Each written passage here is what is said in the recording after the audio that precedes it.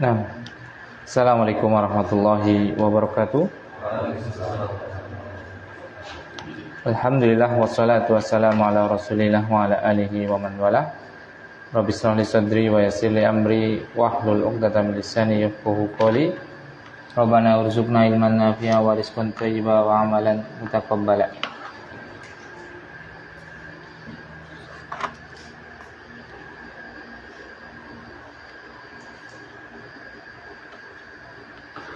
Nah, kaum muslimin rahimani wa rahimakumullah. Alhamdulillah pada sore hari ini atau malam hari ini kita bisa melanjutkan pelajaran kita, yaitu tentang kitab Riyadhus Shalihin min kalami Sayyidil Mursalin yang ditulis oleh siapa? Imam An-Nawawi rahimahullahu ta'ala, itu Syekh Yahya ibni Syaraf.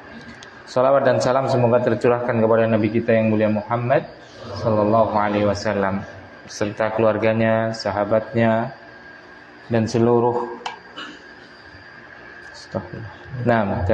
pengikutnya yang senantiasa mengikuti beliau dan mengamalkan ajaran beliau sallallahu alaihi wasallam.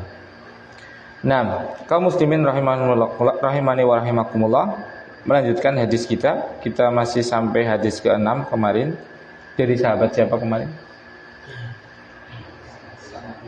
Sa'ad ibn Abi Waqqas, yang mana beliau itu berhaji mengikuti hajinya Rasulullah SAW. Haji apa?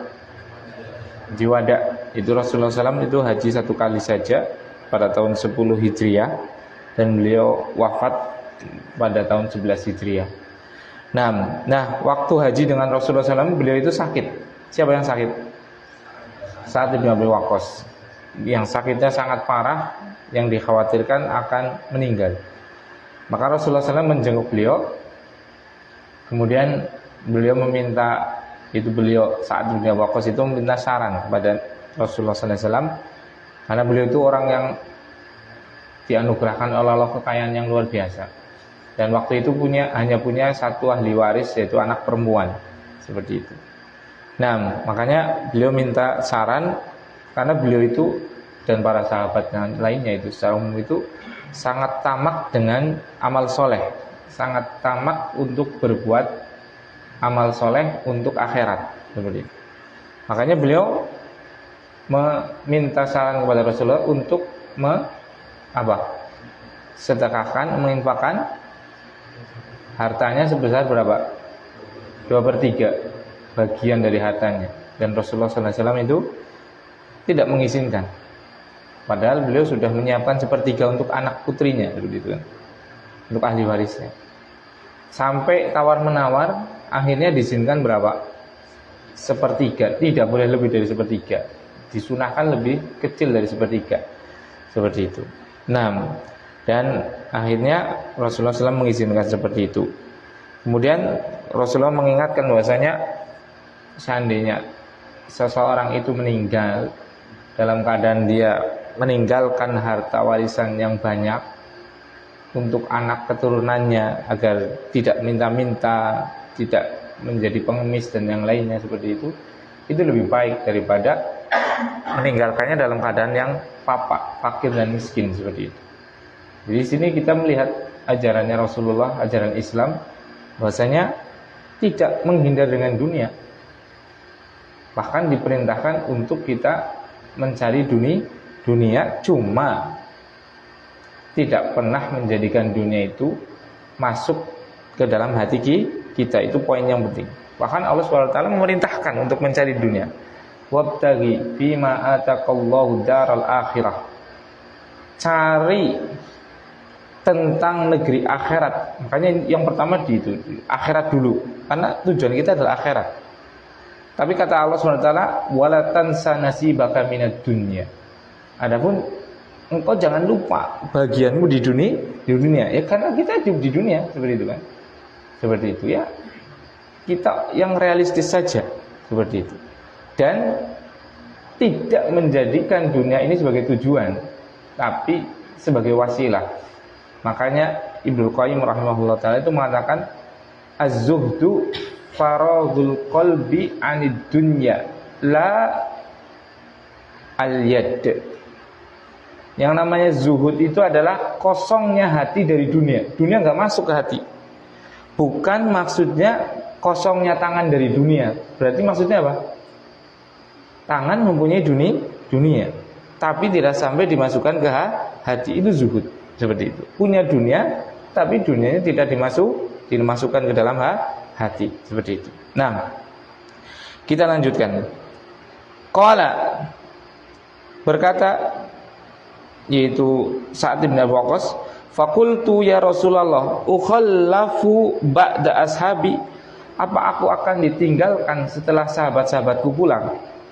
Maksudnya ditinggalkan, maksudnya apa aku akan meninggal di sini setelah sahabat-sahabatku pulang ke Madinah? Ya, kan beliau radhiyallahu ta'ala anhu sakit yang sangat parah. Ya, beliau khawatir apakah saya akan mati meninggal di Mekah sebenarnya. Karena beliau khawatir kalau seandainya meninggal di Mekah. Kenapa? Karena beliau sudah hijrah. Beliau itu orang muhajir. Khawatir kalau saya meninggal di Mekah, berarti saya tidak dicatat sebagai seorang muhajir. Seperti itu. Karena kedudukan muhajir itu memiliki kedudukan yang sangat tinggi. Nah, makanya sampai-sampai pun pemimpinan itu dari orang muhajirin. Khalifah itu semuanya dari muhajirin.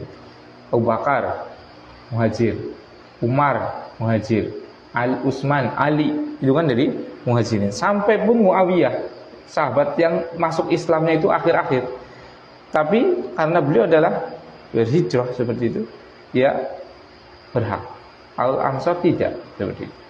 Nah, karena keutamanya sangat banyak, maka Sa'ad bin Waqqas itu sampai bertanya, khawatir kalau beliau meninggal di Mekah seperti itu. Jadi kayak gini ya ikhwan, jamaah kaum muslimin, bahwasanya para sahabat, para orang-orang soleh itu yang dikhawatirkan itu selalu adalah ketakwaan, keimanan, akhirat seperti itu, pahala gitu loh, seperti itu. Khawatir kalau sampai-sampai takut gelar sahabat, gelar muhajirin itu tercabut darinya karena beliau meninggal di Mekah. Karena beliau sudah meninggalkan Mekah seperti itu.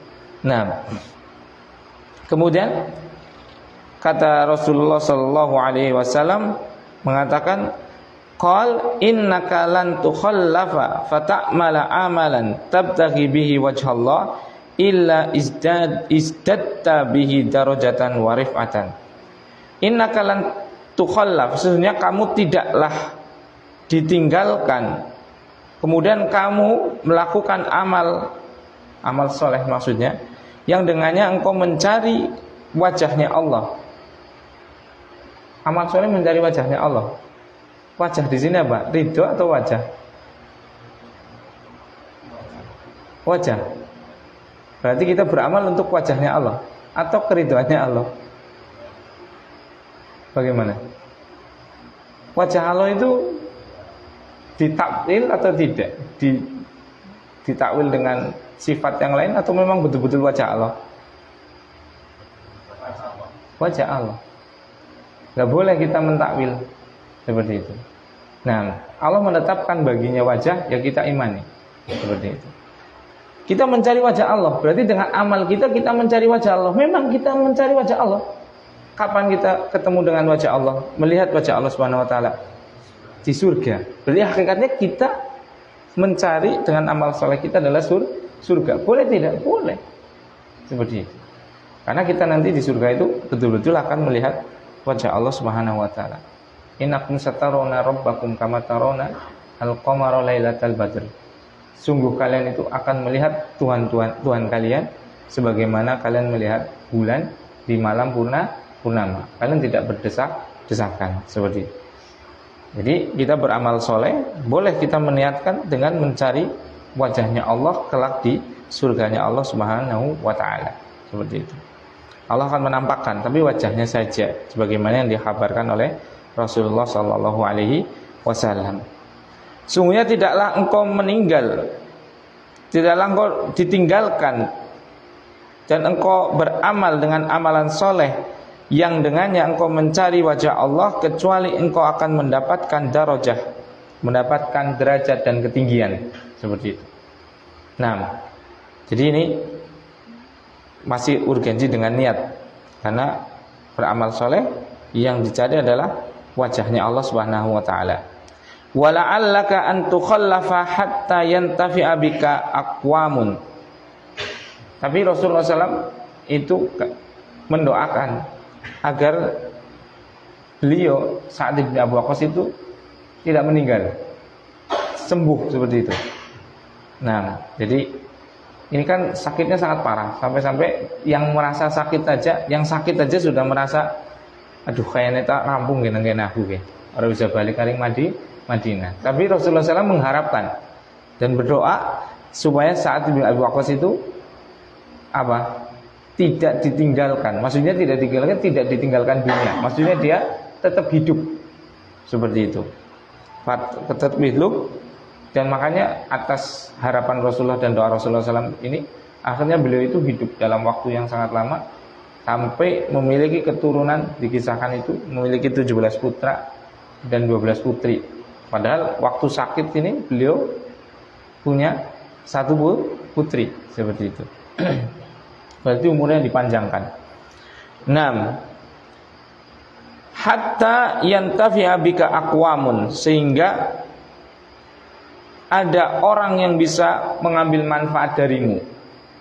Jadi Rasulullah mendoakan agar beliau diberi umur panjang dan bisa bermanfaat bagi umat seperti itu. Siapa orang yang bisa mengambil manfaat dari Sa'ad bin Waqqas? Siapa? Ya kaum muslimin, ya kan?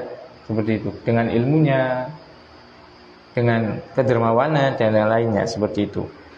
Nah, wa yadurru bika akharun, dan sebagiannya lagi termudaratkan, mendapatkan mudarat dengan adanya keberadaan kehidupan engkau, dengan engkau masih hidup. Siapa yang mendapatkan mudarat? Orang-orang kafir seperti itu. Mereka akan mendapatkan mudarat. Karena tadi Sa'ad bin Waqqas itu orang yang berilmu, beriman dan punya kekuatan dan kekuasaan. Otomatis orang seperti ini manfaatnya kepada Islam akan jauh lebih besar, sehingga memberikan mudarat yang sangat besar bagi orang-orang kafir seperti itu. Makanya beliau itu mengikuti banyak sekali futuhat, yaitu pembukaan wilayah-wilayah Islam seperti itu. Nah, Allahumma amdi li ashabi hijratahum wala taruddahum ala aqabihim. Ya Allah, Rasulullah SAW berdoa, ya Allah, tunaikanlah kepada sahabat-sahabatku hijrah mereka. Maksudnya tetapkanlah hijrah mereka. Seperti itu. Menetapkan hijrah bagi mereka berarti sama dengan mendoakan mereka untuk meninggal dalam keimanan. Karena kalau meninggal dalam kekafiran, lepas derajat sebagai seorang sahabat dan lepas juga derajat sebagai seorang muhajirin. Seperti itu. Makanya ini doa agar, termasuk doa di situ adalah doa agar supaya para sahabat itu tetap kokoh di atas keislaman seperti itu. Nah, wala taruddahum ala aqabihim, dan jangan dikembalikan mereka kepada aqabihim, kepada kekufuran. Nah,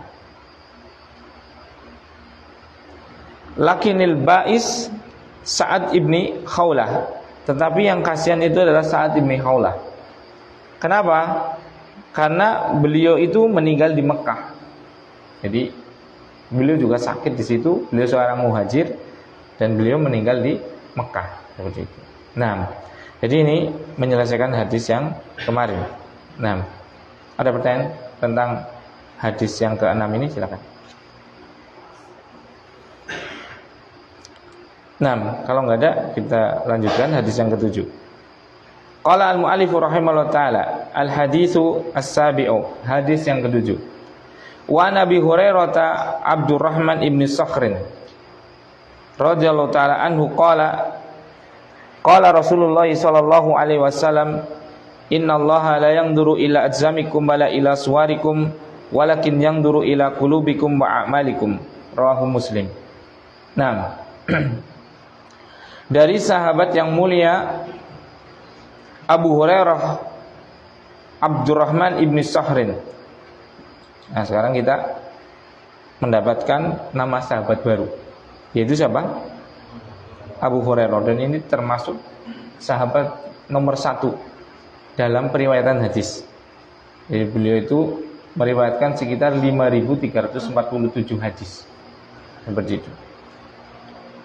Abu Hurairah radhiyallahu ta'ala anhu itu nama aslinya itu Abdus Syams. Abdun itu hamba, Asyams itu adalah apa? Matahari. Berarti apa artinya? Hambanya matahari. Karena yaitu kan setelah masa fatrah otomatis ada yang masih di atas agamanya Isa alaihissalam, masih berpegang teguh dengan Injil yang murni, tapi ada juga penyelewangan, penyembahan kepada selain Allah. Dan salah satu makhluk yang paling sering disembah adalah apa? Matahari. Makanya kan ada agama Shinto, agama yang menyembah pada matahari. Kenapa matahari disembah? Kira-kira kenapa? Seperti itu.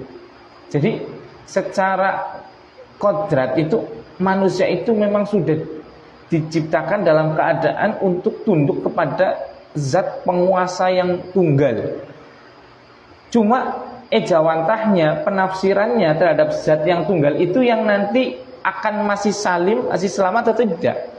Makanya tidak ada itu orang kecuali dia akan mengakui adanya penguasa. Cuma hakikat penguasanya itu yang siapa menurut dia, menurut orang tadi itu kan. Kalau dia masih dalam fitrahnya, maka dia akan selalu apa? Mengenal bahasanya penguasa tunggalnya adalah siapa? Allah Subhanahu wa taala. Kalau dia sudah rusak dalam lingkungan yang kafir dan yang lainnya, maka tadi tidak mengenal zat tunggal tadi. Makanya dia akan tetap mencari zat yang sangat perkasa tadi.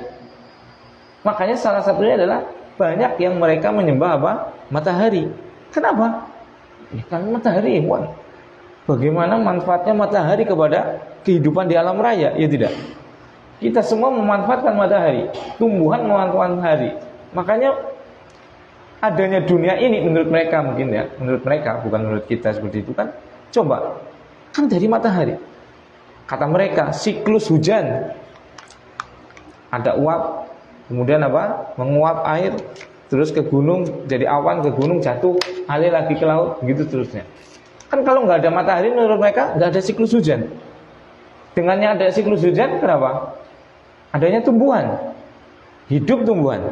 Dengan adanya tumbuhan, makan itu hewan-hewan, iya kan? Dengan adanya hewan, makan manusia. Jadi di sini ada siklus kehidupan. Berarti di situ manfaatnya luar biasa matahari itu. Makanya sampai dianggap sebagai Tuhan. Seperti itu. Jadi memang manusia itu secara fitrah memang diciptakan dalam keadaan apa? Membutuhkan Tuhan. Seperti itu. Cuma nanti apakah fitrah ini masih salim, masih selamat atau tidak? Makanya kan Rasulullah SAW bersabda, Bismillah. Kullu mauludin yuladu alal fitrah. Setiap insan yang lahir di dunia itu terlahir di atas fitrah, yaitu fitrah mentauhidkan, mengenal Tuhan, yaitu Allah Subhanahu wa taala. Tapi fa abawahu yuhawidani au yunassirani au yumajjisani. Tetapi kedua orang tuanya ini bisa nanti merubah dari fitrahnya yang benar tadi menjadi seorang Yahudi, atau menjadi seorang Nasrani, atau menjadi seorang Majusi yang menyembah api. Nah, seperti itu. Nah, ini sama. Berarti sebenarnya fitrah itu sudah ada, tinggal kita memupuknya dan kita menjaganya. Kebaikan seorang anak yang baru lahir itu sudah ada, keislaman mereka sudah, tinggal bagaimana kita menjaganya sebenarnya. Makanya ya aja jujur, mentang-mentang sibuk karo gawean anaknya jujur, sana dolan lah. Bapak sibuk arep kerja seperti itu kan. Lunga los, ora digoleti, ora apa. Wis ana Bapak, sing penting meneng ki HP. Sedina met HP-an gitu. Seperti itu. Sing penting bocah meneng. Ini nggak bisa. Karena nanti kalau dilepas begitu saja, pengaruh lingkungan, ya kalau lingkungannya baik. Kalau lingkungannya kurang baik, pengaruh internet, subhanallah, kita tidak tahu itu kan, apa yang dikonsumsi oleh akal anak-anak kita di HP itu. Mau apa sih yang nggak ada di HP, gitu kan? Mau apa yang nggak ada, seperti itu. Makanya tadi fitrah itu harus kita jaga. Nah, jadi Abu Hurairah itu adalah tadi nama kecilnya itu adalah Abdu Syams, hambanya matahari. Padahal kita nggak boleh menghambakan kecuali kepada siapa? Allah. Makanya boleh kasih nama Abdullah, Abdurrahman, Abdu siapa lagi? Abdul Wahab dan yang lain-lainnya, seperti Abdul Ghaffar, Abdul Ghafur dan yang lain-lainnya. Seperti itu. Nah, Abu Hurairah radhiyallahu taala anhu itu beliau itu dari Yaman, dari kabilah Daus. Makanya beliau itu dinamakan Abdus Syams Ad-Dausi Al-Yamani. Seperti itu. Hambanya matahari. Dari kabilah Daus, dari negeri Yaman. Nah, beliau lahir tahun 21 sebelum hijrah. Nah, dan wafat tahun 59 sebelum hijrah. Nah, tatkala Rasulullah SAW berhijrah ke kota Madinah, itu sudah tersampai dakwah Rasulullah SAW. Karena Rasulullah SAW itu mengutus utusan ke negeri-negeri atau mengirim surat kepada para pembesar kabilah. Nah, di kabilah Daus itu ada yang menerima dakwah Rasul, yaitu namanya At-Tufail Ad-Dausi, namanya Tufail Ad-Dausi. Nah, beliau datang ke Madinah, berjumpa dengan Rasulullah SAW dan belajar kepada Rasulullah SAW. Kemudian balik lagi ke kampungnya, yaitu ke Yaman, ke kabilah Ad-Daus, ke kabilah Daus. Nah, ini bisa ambil pelajaran juga, yang namanya orang itu memang harus belajar. Dan belajar itu harus dari sumbernya. Yaitu kita belajar agama, ya betul-betul belajar kepada orang yang memang sudah pernah mempelajari agama. Karena agama itu bersanad. Dan ini hanya ada di agama Islam. Seperti itu. Jadi semua hadis yang kita baca itu enggak ada kecuali sampai kepada Rasulullah SAW. Apa yang dibacakan oleh kiai, oleh ustaz, oleh guru dan yang lainnya, yang hadis seperti itu pasti sampai kepada Rasulullah Sallallahu Alaihi Wasallam dan bisa menyebutkan sanadnya, bisa menunjukkan silsilahnya. Ini dari Rasulullah mengajarkan kepada sahabat kepada tabiin kepada tabiut kepada ulama kepada muridnya terus seperti itu sampai sekarang. Itu semuanya bersilsilah dan itu tidak ada kecuali dalam agama Islam seperti itu. Makanya Ibnu Mubarak rahimahullah mengatakan as-sanadu minad din. Sanad itu bagian dari agama. Laulas sanadu laqala man qala masa'a. Sanad itu bagian dari agama. Kalau bukan karena ada sanad, maka orang itu akan berkata semaunya dia, gitu kan? Ngomong tata cara sholat gerhana sih, bro. Ya, kayak sholat asar, kayak misalnya, ya kayak gue patang rakaat, terus kayak. Nah seperti itu. Sing penting ngomong gitu kan, nggak ada sanadnya, mana coba hadisnya mana, seperti itu. Padahal yang namanya ilmu agama itu tadi ada yang namanya sanad. Itu sampai tidak ke Rasulullah Sallallahu Alaihi Wasallam seperti itu. Nah itu Abu Hurairah. Jadi dahulu setelah Rasulullah SAW itu hijrah ke Madinah, beliau sudah mapan dalam artian secara kekuatan dan yang lainnya. Jumlah kaum muslimin sudah besar, beliau mengutus dan menulis surat-surat ke pembesar. Dan salah satu pembesar yang masuk Islam dari Yaman adalah Tufail. Kemudian beliau itu balik ke kampungnya, mendakwakan kampungnya, tidak ada yang mau masuk Islam kecuali satu, yaitu siapa? Abdus Syams, seperti itu. Nah, cuma kecuali ini saja. Dari sini kaum muslimin rahimani wa rahimakumullah, kalau jenengan misalnya ya ngajak kebaikan atau jenengan seorang mu'alim pengajar ya, ngajar orang nasi belum ngaji, ulamanya kaum muslimin, ulamanya ulama yaitu para sahabat, adu-adu loh dari Yaman ke Madinah, berapa ratus kilometer mungkin itu, iya kan? Andon ngaji aring Kanjeng Nabi, wis ngaji balik dakwah oleh si jitok coba, subhanallah. Ya seperti itu, cuma satu, yaitu Abu Sams, seperti itu. Tapi ingat, yang namanya keberkahan belum tentu dari kuantitas, belum tentu dari jumlah. Tufail ini mengislamkan satu, tapi siapa yang diislamkan? Siapa yang disama? Abu Syams. Yang kelak namanya dirubah Rasulullah menjadi siapa? Abdurrahman.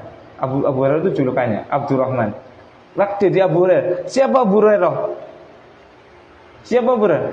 Periwayat hadis paling banyak. Iya kan? Coba satu, dia cuma punya mengislamkan atau punya murid satu, tapi dilalah alhamdulillah karena mungkin keikhlasannya, satu muridnya itu menjadi orang yang paling banyak periwayatan hadisnya. Makanya gak usah minder, gak usah sedih.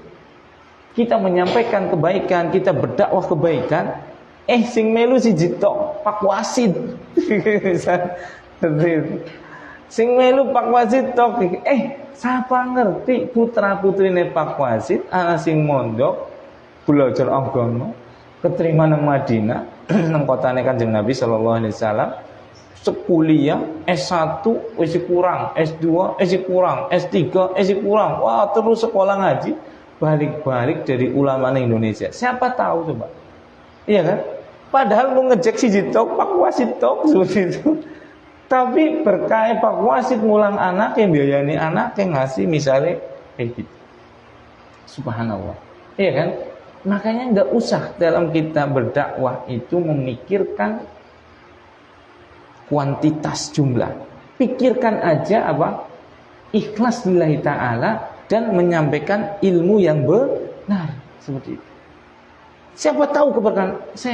Itu ada yang namanya belajar online, itu namanya HSI, Halaqah Silsilah Islamiyah, yang digagas atau diampu oleh Ustadz Dr. Abdullah Roy. Dan beliau salah satu lulusan dari Al-Furqan, belajar di Al-Furqan, muridnya Ustadz Abu. Coba HSI itu sekarang pesertanya berapa, Ikhwan? Berapa? 200 ribuan lebih gitu. Coba kalau kita punya murid, kemudian muridnya punya murid 200 ribu, coba. Mungkin dulu waktu kita ngajar, ya Allah cuma ngajar satu orang aja ini. Tapi coba karena keberkahan ikhlasnya beliau, akhirnya muridnya jadi. Satu murid ini bisa mengajarkan ratusan ribu kaum muslimin akidah yang benar. Coba, gimana coba? Anak itu nggak bisa membayangkan bagaimana bahagianya Ustadz Om Rafiq, coba. Iya kan? Beliau nggak ikut-ikutan HSI loh. Iya kan? Nggak ngajar di situ, nggak ngapa-ngapain di situ, tapi beliau dapat pahalanya tidak? Insya Allah dapat. Karena beliau yang mengajarkan Ustaz Abdullah Roy, ya kan? Subhanallah. Jadi gitu. Jangan pernah kita bersedih dengan apa? Sedikitnya orang yang mau kita ajak kepada kebenaran. Atau bahkan mungkin belum ada yang menerima, itu nggak apa-apa. Ada satu, diulang satu. Anak yang gede Quran untuk sekelas SD itu cuma 3, yang satu itu pun anak-anak sendiri gitu. Ya biarin aja, nggak apa-apa. Kita 3 itu kita apa? Didik dengan baik. Barangkali 3 itu, yang satu jadi kayak Ustaz Abdullah Roy, yang satu jadi kayak Ustaz Firanda, yang satu ya karena perempuan itu ya jadi apalah gitulah, seperti itu kan siapa tahu gitu kan. Dan kita berharap gitu kan, kalau kita mendakwahkan karena banyak-banyakan seperti itu hidayah milik Allah. Adanya nanti kita kecewa, adanya kita apa? Kecewa seperti itu.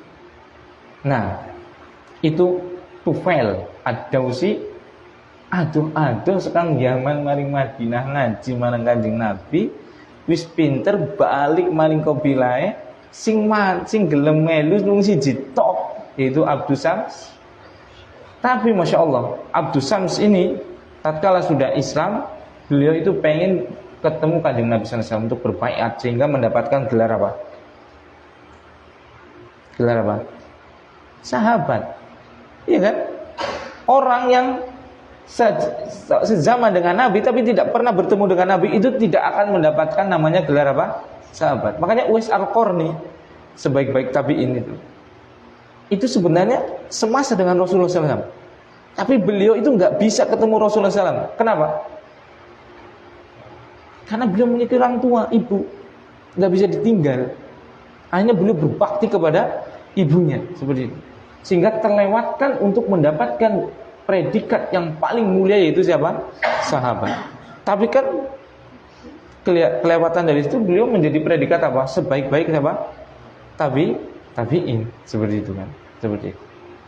Nah, jadi tahun 7 Hijriah Abdus Syams ini dari Yaman datang ke Madinah. Nah, ternyata waktu itu tahun 7 Hijriah itu sedang terjadi perang Khaybar. Dan akhirnya beliau, karena Khaybar itu nggak terlalu jauh dari Madinah, ketemu dengan Rasulullah SAW di Khaybar tahun 7 Hijriah terus dan berbaiat kepada Rasulullah SAW. Sehingga beliau Masya Allah mendapatkan apa? Gelar apa? Sahabat. Gelar sahabat itu ya ikhwan, kata Rasulullah SAW itu, la tasubbu ashabi, jangan sekali-kali kalian mencela sahabatku. Lau anfaqtum misla uhudin dahaban ma balagha muddahu wala nasifahu wala nisfuhu. Jangan pernah kalian mencela sahabatku sedikit pun dengan ucapan yang enggak enak untuk sahabat. Sekiranya kalian menginfakkan emas sebesar gunung Uhud, itu tidak akan pernah sampai satu mudnya sahabat, apalagi setengahnya, itu nggak akan pernah sampai. Bahkan Allah SWT itu dalam banyak sekali mengatakan apa? Radiyallahu anhum, radiya, ridho, Allah anhum kepada mereka. Siapa? Sahabat. Allah ridho ya kaum muslimin. Coba Allah ridho, subhanallah, coba Allah ridho, coba sudah gimana orang yang sudah mendapatkan predikat radhiyallahu anhum, coba Allah meridhoi mereka, dan ini Allah sendiri yang berfirman, yang melegalitaskan bahwasanya mereka sudah diridhoi oleh Allah Subhanahu wa taala. Makanya coba kita apa punya apa coba? Punya gelar apa coba? Seperti itu. Bos apa misalnya, paling kan itu ya, bos sate gitu, kayak Pak Lipan dan Pak Lihin sih. Seperti itu. Atau bos apa, bos kontrakan, Pak Rasito, seperti itu misalnya itu. Kan seperti itu. Kita nggak bisa sudah mendapatkan gelar tadi, yaitu gelar sahabat. Yang tadi konsekuensi dari gelar sahabat adalah radhiyallahu anhu. Allah ridho kepada, subhanallah. Subhanallah, coba. Masih di bumi, kaki kita masih menginjak tanah, turun ayat firman dari Allah yang mengatakan Allah ridho kepada hamba-hamba yang seperti ini, coba. Subhanallah. Tenang banget hidupnya kan. Subhanallah. Kita kan nggak tahu mana amalan kita yang diterima, itu kan nggak tahu kita kan, seperti itu. Ini sudah dicap radhiyallahu anhu. Makanya Abu Hurairah tatkala sudah Islam itu beliau punya azam yang sangat tinggi untuk apa? Ketemu dengan Rasulullah Shallallahu Alaihi Wasallam. Karena kalau nggak ketemu nggak bisa dia menjadi apa? Sahabat. Dia cuma menjadi tabiin. Tabiin nggak ada radhiyallahu anhum. Itu nggak ada. Adanya pujian aja dari Rasulullah. Khairun nasi qarni, tsummal ladina yalunahum, tsummal ladina yalunahum. Sebaik-baik generasi itu adalah generasiku, yaitu sahabat. Kemudian setelahnya itu tabiin. Ya termasuk generasi yang paling baik, tapi nggak ada dalam ayat radhiyallahu anhum warduan, seperti itu. Makanya tahun 7 Hijriah beliau menemui Rasulullah SAW Dan Rasulullah SAW itu mengganti namanya dengan Abdurrahman. Sebagian ada yang mengatakan Abdullah, tapi yang lebih terkenal adalah Abdurrahman. Karena tadi menghambakan diri kepada selain Allah hukumnya haram, nggak boleh. Abdus Syams, Abdul Dunia, misalnya seperti itu. Hambanya dunia itu nggak boleh. Nah, harus Abdullah, Abdurrahman, Abdul Ghafur, Abdul Ghaffar, Abdul Rahim, dan yang lainnya seperti itu. Nah, jadi seperti itu. Nah, Rasulullah wafat tahun berapa? 11 Hijriah. Beliau radhiyallahu taala anhu, yaitu Abu Hurairah, bertemu Rasulullah SAW tahun berapa? 7 Hijriah. Berapa tahun berarti beliau? 4 tahun. Tapi ingat loh, 4 tahun itu beliau dengan Rasulullah SAW mengalahkan semua sahabat dalam periwayatan hadis. Subhanallah. Kenapa? Kenapa coba? Kesungguhannya beliau untuk betul-betul selalu bersama Rasulullah Sallallahu Alaihi Wasallam. Makanya jenengan kan udah sepuh-sepuh nih ya, ada 40, ada 50 seperti itu. Misalnya baru grentes sekarang ngaji, itu nggak usah kecewa, nggak usah sedih. Dua niki kita cenggote pun putih, buatan sedih. Niki lo Abu Hurairah kepanggil kali Kanjeng Nabi Sallallahu Alaihi Wasallam cuma 4 tahun, tapi beliau menjadi sahabat yang paling banyak periwayatan hadisnya dengan Rasulullah Sallallahu Alaihi Wasallam. Dulu waktu anak kuliah di STDI di Jember itu, ada mahasiswa yang usianya 50 berapa lah, 56, udah punya anak cucu. Subhanallah, luar biasa. Betul-betul belajar. Itu awal-awal STD, belajar sampai sakit-sakitan itu. Sampai di semester 3 beliau sekelas sama anak. Semester 3 beliau udah disuruh sama Ustaz Arifin, berarti itu suruh pulang karena sakitnya sudah seperti itu. Dan ternyata benar, kita mendapatkan kabar bahwasanya beliau meninggal, sudah meninggal seperti itu. Innalillahi wa Allahumma ighfirlahu warhamhu, seperti itu. Subhanallah, kita itu betul-betul waktu itu minder banget sama beliau gitu loh. Beliau cuma ya, kegiatan beliau cuma kamar mandi, dapur, masjid, kantin, duduk sebentar di depan kantin gitu. Cuma bolak-balik 4 tempat. Anak nggak pernah lihat beliau keluar dari gerbang itu, nggak pernah lihat itu. Cuma gitu terus coba. Ya beliau sudah sepuh kan, otomatis ngikutin pelajaran kan susah itu kan. Ya beliau ya baca. Capek beli kopi di kantin sudah itu. Dia duduk sebentar minum kopi, mungkin sepaneng mungkin itu ya. Karena udah sepuh banget itu, dia punya cucu gitu. Abu Yusuf rahimahullah itu namanya itu. Subhanallah. Allah muliakan ya, semoga Allah muliakan beliau. Gak ada kata terlambat. Jadi kalau kita yang tadi usianya sudah di atas 40 atau tapi masih baru belajar seperti itu, Abu Hurairah cuma bertemu dengan Rasulullah SAW 4 tahun, menjadi sahabat yang paling banyak periwayatan hadisnya. Kenapa? Karena kesungguhan. Makanya sungguh-sungguh.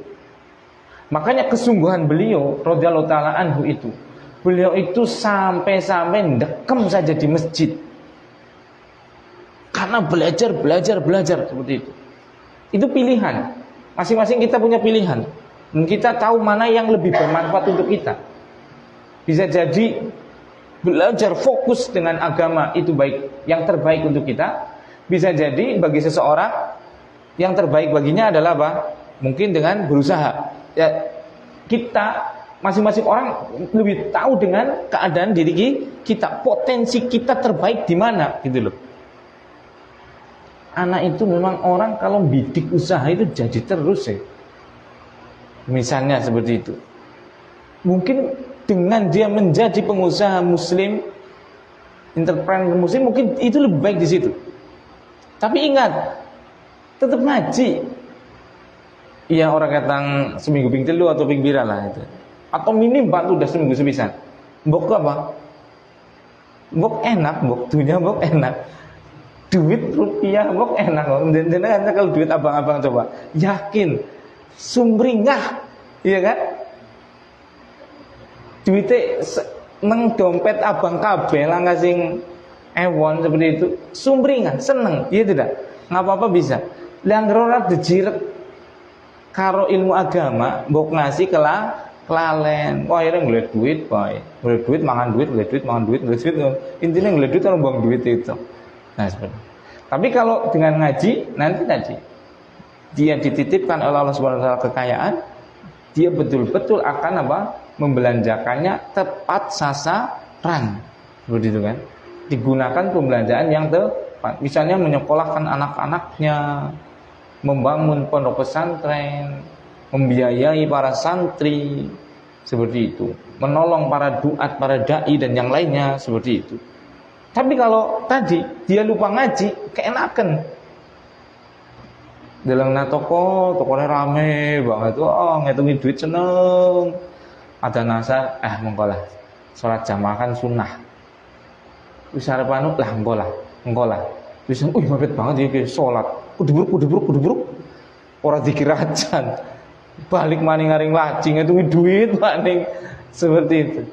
Karena tadi tidak ditopang dengan ilmu, makanya kita tahu masing-masing dari kita potensi kita yang terbaik di mana gitu loh. Sehingga kita bisa mengoptimalkan potensi kita yang hakikatnya untuk beribadah kepada Allah Subhanahu wa taala. Ya nun sewu nih misalnya. Anu bebel banget di pondok kena gitu. Ya apik. Zaman anak masih kecil itu sangat favorit yang namanya sekolah negeri. Iya tidak? Kalau sekarang Masya Allah kebalik. Sekarang itu kaum muslimin secara umum itu sudah Masya Allah lebih senang dengan disekolahkan yang agamanya banyak. Makanya kalau sampai di Sukoharjo itu banyak sekali SD negeri yang tutup. Banyak sekali. Tutup itu. Betul-betul tutup. Karena nggak dapat murid. Karena semangatnya kaum muslimin untuk belajar agama tinggi banget. Akhirnya sekolah-sekolah swasta itu apa? Yang lebih banyak. Jangan jauh-jauh lah di sini. Misalnya di sini kan tuh. Misalnya di Cipete itu. Mochi atau apa itu? Muhammad dia Cipete. Itu kan sampai nolak mungkin. Mutiara Hati nolak gitu loh di Purwokerto. Padahal bayarannya lebih mahal. Mutiara Hati di Purwokerto itu sampai 200-300. Di SD negeri kan berapa? Gratis. Masih milih bayar loh. Iya kan? Bayarnya bertikil-tikil kali lipat itu. Karena tadi ada hero, ada semangat untuk apa? Kembali ke agama. Kalau dulu tidak zamannya kita itu. Negeri itu beruber. SMP siji, SMA loro atau SMA siji seperti itu. Itu beruber. Anak-anaknya beling mesti nang SMP negeri itu. Engko wis detok nang SMP dari pondok kena. Subhanallah, dadi nang pondoke kayak zaman ben kayak buangan. Bocah sing wis arep dididik dibang ning pondok, subhanallah. Itu kan realita. Dulu. Kalau sekarang alhamdulillah sudah tidak seperti itu. Harusnya kan kalau kita punya anak potensi hafalannya luar biasa, pemahamannya cerdas sekali seperti itu, harusnya diapakan? Pondokan. Biar menjadi apa? Orang yang mempunyai potensi untuk membela agamanya dengan ilmu gitu kan. Sing bebel-bebel kayak gue, sekolahnya bisnis we. Biasanya wong kayak gue wong bebel kan biasanya apa? Aring bisnis ora hitung-hitungan. Maksudnya apa? Bras-bras. Berani spekulasi. Nah, orang entrepreneur yang jadikan yang kayak gini. Yang spekulasinya itu udah bilang, wis pokok bangun bras-bras, tuku bras.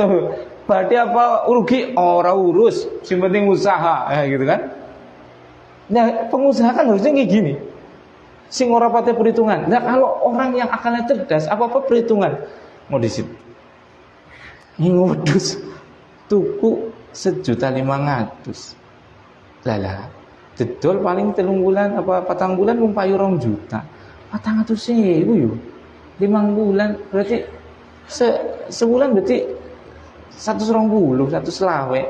Berarti sedina 4.000. Lah. Ki ngompane priwe? Lah. Ya ora sida usaha iki. Makane wong pinter aja anggar antum punya anak apa? Cerdas. Pondokan. Suruh beli anak-anak antum itu apa? Menghafal Al-Quran, menghafal hadis, memahami Al-Quran, bahasa Arab, fikih, usul fikih dan yang lainnya. Karena beliau itu anak-anak seperti ini membela agamanya dengan apa? Kecerdasannya, dengan ilmu gitu kan. Seperti itu. Kalau simpel dan bebel, di sekolahnya bisnis apa-apa seperti itu. Gawang pasar. Kon kendel nyang-nyangan.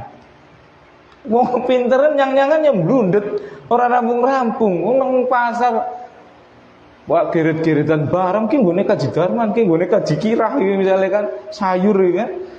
Nang kene dipikir disit, deleng mesin pirang kilo, bener ditimbang disit lah. Bener ora sih dipoteki disit. Apik kok ora barange. Ya ora perlu barang iku.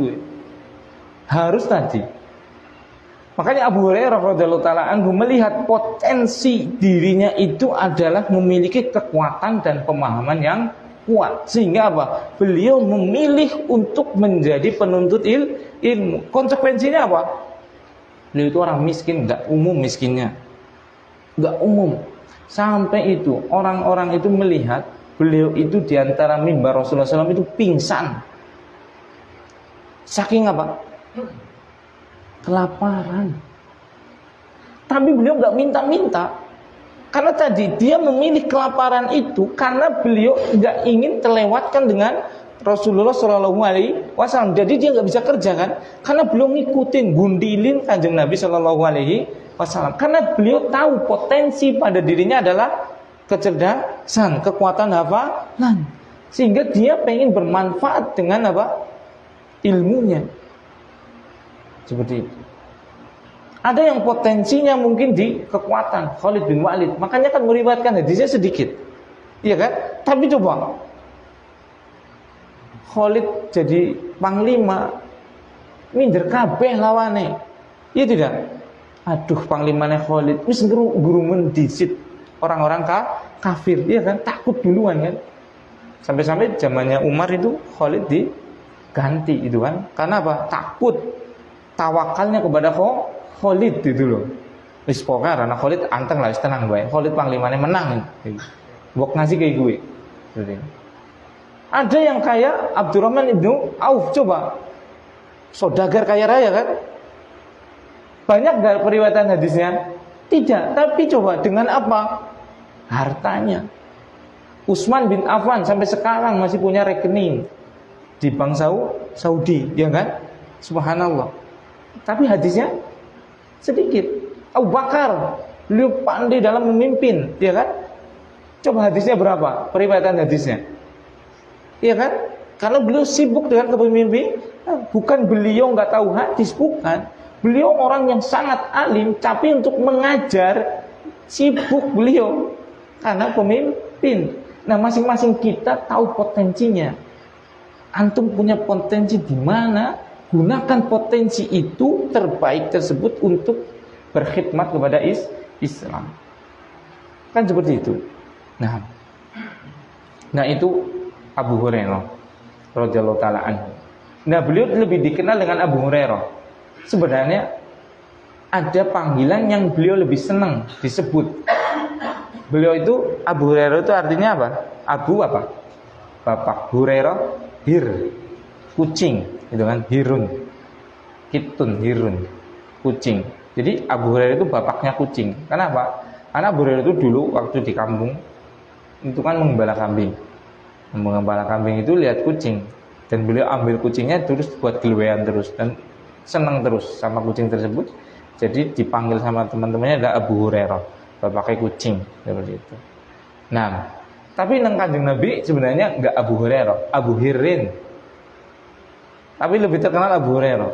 Kalau Hirin itu mudzakkar untuk laki-laki. Abu Hurairah itu ada takmar butuhnya apa? Perempuan. Kemudian beliau lebih senang Abu Hirin, tapi wis kandung lebih terkenal Abu Hurairah. Seperti ini. Ini jenengan manggilnya apa berarti? Abu Hirin atau Abu Hurairah? Ngomong Abu Hirin udah ngerti apa? Diriwayatkan oleh sahabat Abu Hirin. Emang ana sahabat sing jenenge Abu Hirin? Wis bener-bener ngarang-ngarang kiai-kiyaine itu kan seperti itu. Abu Hurairah lah. Nah, Abu Hirin siapa? Padahal Rasulullah SAW itu memanggilnya Abu Hirin. Dan beliau yaitu Abdurrahman ibn Sahr ini lebih senang dipanggil dengan Abu Hurairah, seperti itu. Nah, Nah, kemudian barakallahu fikum, kita baca hadisnya, azannya. Azan dulu nggak?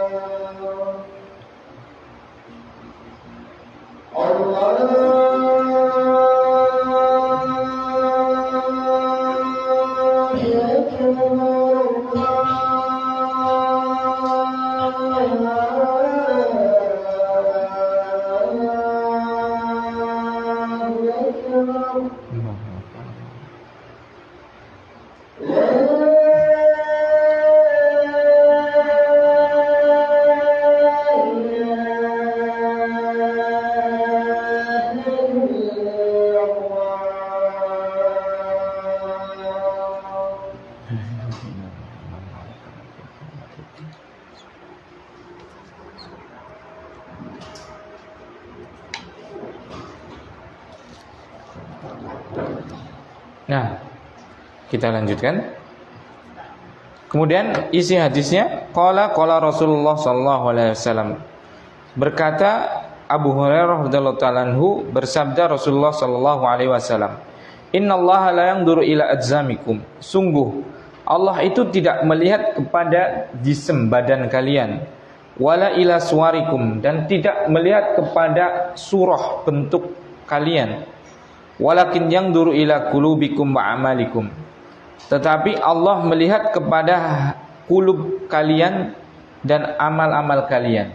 Nah, jadi barakallahu fikum, Allah itu tidak pernah melihat kita dalam bentuk kita, bentuk jasmani kita, bentuk duniawi kita. Jadi nggak pernah Allah melihat si fulan tampan, si fulan jelek, si fulana cantik, si fulana jelek, itu enggak. Si fulan kaya, si fulan miskin, si fulan penguasa, si fulan orang biasa, itu enggak pernah dilihat. Kenapa? Ini enggak dilihat. Kenapa? Kalian tahu alasannya? Allah nggak melihat itu. Ini kaya, ini miskin, ini cantik, ini nggak cantik, ini tampan, ini nggak tampan, ini penguasa, ini rakyat biasa. Itu nggak pernah dilihat oleh Allah SWT. Kenapa? Hah? Karena itu adalah ketetapan Allah al-kauniyah. Itu adalah ketetapan Allah yang pasti terjadi kepada semua hambanya tanpa hamba bisa memilih. Iya tidak? Misalnya Pak Sutamto ditakdirkan untuk jadi orang Gumelar. Coba, bisa orang kira-kira ngenyang? Ya Allah, kok aku dari wong Gumelar, mendingan tadi dari wong Arab sih mancung-mancung seperti itu kan? Bisa ngenyang apa? Nggak ada. Ya betul kan? Orang takdirkan misalnya jadi berkulit hitam, misalnya kalau orang Afrika misalnya. Bisakah dia ngenyang untuk jadi orang kulit putih? Tidak bisa. Sebagaimana orang ditetapkan tadi, pendek, tinggi, cantik, tidak cantik, kaya, miskin, itu bisa ngenyang nggak? Nggak bisa. Makanya itu tidak dilihat dalam artian tidak ada hisabnya itu. Tidak diganjar itu. Karena memang manusia, makhluk secara umum, itu secara jibiliyah, secara kauniyah, secara ketetapan Allah yang pasti terjadi, orang tersebut, manusia tersebut tidak bisa keluar dari hal itu, ya tidak? Nggak bisa ngenyang. Makanya Allah tidak mempermasalahkan ini, nggak mempermasalahkan. Mau itu orang Jawa, kayak orang Sunda, kayak orang Arab, kayak orang Yahudi, kayak nggak dilihat. Itu keturunan Yahudi nggak dilihat. Yang dilihat adalah apa? Ini. Walakin yang duru ila kulubikum. Akan tapi yang Allah lihat adalah kulub kalian. Kulub itu jamaknya qalb, pluralnya qalb. Qalbun. Diartikan ke kita apa? Hati. Itu salah kaprah dari semua segi itu. Yang namanya qalbun itu jantung, bukan hati. Karena jantung itu adalah kata Rasulullah SAW, idza sholahat jasadu kulluhu wa idza fasadat jasadu kulluhu, ala wahyal qalbu. Ada sekerat daging yang kalau sekerat daging itu sehat, baik, maka dia akan baik seluruh jasadnya. Kalau dia rusak, maka rusak secara keseluruhannya. Ala wahyal qalb, ketahuilah bahwasanya itu adalah qalb. Qalb itu jantung, bukan hati. Itu salah dalam mentranslate, dalam menerjemahkan. Seperti itu. Karena coba, orang sakit hati, hatinya, livernya sakit, itu coba masih hidup nggak? Masih. Bahkan hatinya dipotong, masih ada, masih bisa hidup, ya kan? Akalnya hilang, masih hidup. Paru-parune gerowong separo, masih hidup, ya kan? Tapi jantungnya copot aja. Gimana orangnya? Selesai sudah, meninggal, ya kan? Karena itu pusat kehidupan itu jantung, bukan hati.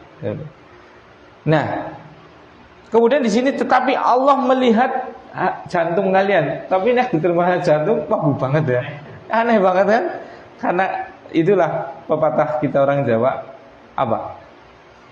Salah kaprah bener lumrah, iya kan? Wis salah kaprah arep bener lagi malah wagu itu loh. Iya kan? Seperti itu. Sehingga itu yang benar, mau dari apapun itu benar, mau dari segi makna, mau dari translate, seperti itu yang benar adalah jantung. Tapi anak aku ngomong jantung adalah itu, coba qalb adalah jantung, itu subhanallah kan wagu itu kan. Seperti itu. Jantung kita harus sehat supaya pikiran kita jernih, supaya hidup kita tenang. Kan? Hati kalau tenang itu hidupnya tenang. Coba enak yang mana? Enak yang hati itu. Jadi keberapa? Hati apa jantung? Lah wis kayak gue lah gitu ya, sudah. Tapi jadi paham kan sekarang, maksudnya itu bukan hati itu gitu. Nah, itu kalau itu adalah jantung. Nah, tetapi Allah melihat jantungnya, melihat hatinya para hamba dan melihat amalannya. Kenapa yang dilihat hati? Pertanyaannya. Bukankah hati itu kita nggak bisa memilih? Kan hati kan bisa. Kabeh wong duwe ati, orang kenapa bisa milih atine sing ati apa iki kan bisa milih. Maksudnya hati di sini apa? Isine ngati. Maksudnya hati di sini apa? Isine hati. Apa isine hati aja? Isine hati apa? Ya niat. Isine hati kan niat, irodah, kemauan, iya kan?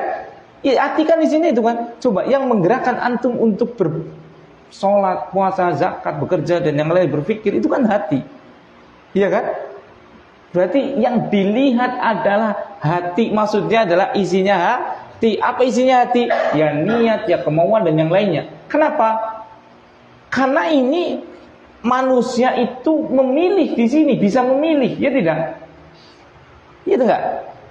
Contoh, orang mau sholat dan orang nggak sholat, itu manusia bisa memilih atau tidak bisa memilih? Bisa memilih. Makanya itu yang dihukum itu, dihukumi baik dan tidaknya hatinya. Yang Allah lihat adalah hatinya. Maksudnya hatinya adalah apa? Isi hatinya, yaitu apa? Niat. Kalau matane belok, matane apa gede banget atau matane sipit, orang itu delang karena memang lahir sipit ya bisa ngenyang lah. Jadi kayak orang Cina misalnya lahir matane sipit, ya sudah bisa ngenyang kan. Tapi isi hati kita kan kita bisa menentukan di situ. Kita mau ngaji atau nggak ngaji, itu kan antum memilih, ya kan? Karena iklan neng grup, malam Kamis ngaji, bis maca, aduh, krimis males, pedang kopi sih enak, gitu kan? Seperti itu. Akhirnya orang ngaji. Nah, sing ngaji maning, gelet keberkahan lah. Yang go urip-uripe ati. Tas udan-udan ya tak tilalai. Bismillah ngaji. Pada baik ngerti, pada baik wonge wis duwe ngerti, segrup ana sing mangkat, ana sing ora mangkat. Apa sing bisa nyebabne wonge mangkat? Niat. Dia punya niat. Iya kan? Apa sebabnya wong kuwi ora mangkat? Ora duwe niat. Dia ora bisa mangkat. Berarti ini yang dilihat, iya kan? Niat-niat kita, kemauan-kemauan kita itulah yang dinilai oleh Allah Subhanahu wa taala. Maka ini kan masih dalam bab apa? Niat itu. Niat yang dinilai. Makanya semuanya itu yang dohir itu kita jangan terlalu sibuk. Yang lebih disibukkan adalah kita menata isi hati kita, yaitu apa? Niat-niat kita. Dengan ngaji. Wis niat ngaji. Nah, niat ngaji ini ngapa? Kan bisa orang ikhlas. Daripada jublukan ngumak, tangkap apa lah, dolan sih kami jalan-jalan. Ya oleh jalan-jalan. Iya kan? Karena niatnya jalan-jalan. Nak kelintung ngering Banjarsari. Nah, seperti itu. Ya oleh kelintung. Udah oleh keberkahan ngaji, seperti itu kan? Niat yang dideleng. Makanya niat itu luar biasa loh. Jenengan itu sibukkan dengan apa yang ada di hati jenengan. Itu loh. Sebagian orang sibuk memoles luarnya, tapi lupa memoles, memperhatikan isi hatinya. Sholat, Masya Allah. Allahu Akbar. Burina napak Jokowi. Langkah Pak Jokowi, Allahu Akbar. Sami Allah liman hamidah. Seperti itu. Kedubruk-dubruk banget. Langkah mertuane, macane, qul huwallahu ahad Allahu samad lam yalid walam yulad walam yakul lahu kufuwan ahad. Allahu Akbar.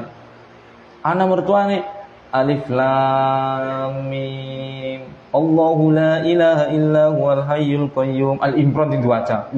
Mantune yang hebat memang. Subhanallah. Iya kan?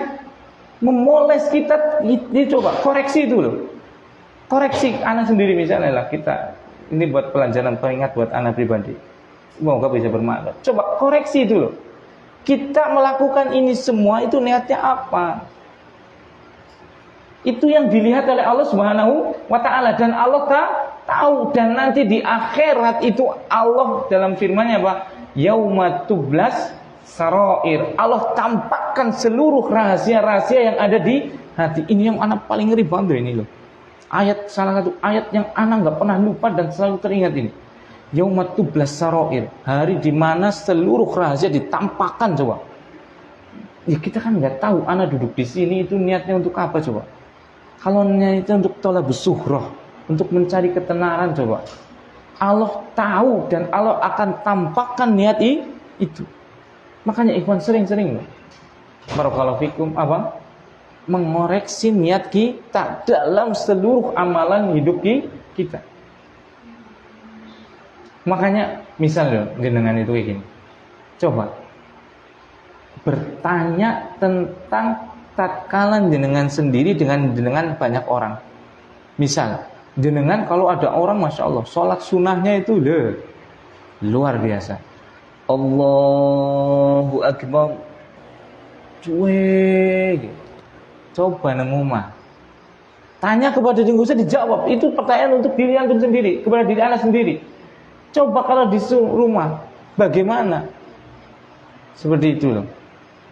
Kalau sama alhamdulillah, apalagi kalau yang tidak terlihat itu jauh lebih baik, itu sujud syukur jenengan. Itu luar biasa, Masya Allah. Koreksi itu.